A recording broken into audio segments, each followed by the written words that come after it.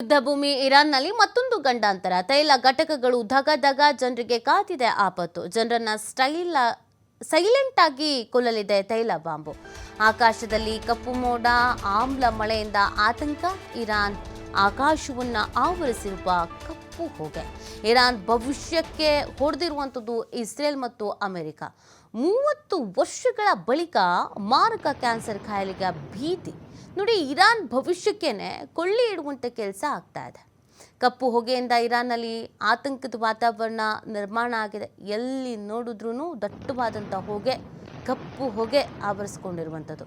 Petroleum ಸುಟ್ಟು ಬಳಿಕ ವಿಷಾಲಿನ ಹೊರಕ್ಕೆ ಸಲ್ಫರ್ ಮತ್ತು ನೈಟ್ರೋಜನ್ ಆಕ್ಸೈಡ್ ಆಗಿ ಬದಲಾಗ್ತಾ ಇದೆ. ವಿಷಕಾರಿ ಹೈಡ್ರೋಕಾರ್ಬನ್ ಗಾಳಿಯಲ್ಲಿ ಸೇರ್ಪಡೆ. ಇವು ಮಳೆ ನೀರಿನಲ್ಲಿ ಬೆರೆತಾಗ ವಿಷವಾಗಿ ಮಾರ್ಪಾಡು. ಸಲ್ಫ್ಯೂರಿಕ್ ಆಸಿಡ್ ಮತ್ತು ನೈಟ್ರಿಕ್ ಆಮ್ಲವಾಗ್ತಾ ಇದೆ.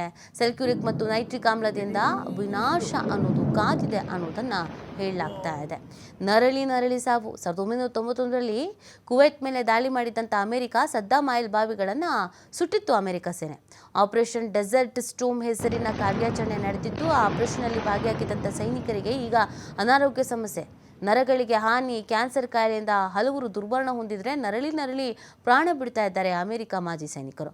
30 ವರ್ಷಗಳ ಬಳಿಕ ಎದುರಾಗ್ತಾ ಇದೆ ಆರೋಗ್ಯದ ಸಮಸ್ಯೆ. ಅದೇ ಥರದೊಂದು ವಾತಾವರಣ ನಿರ್ಮಾಣ ಆಗ್ತಾ ಇರೋದು.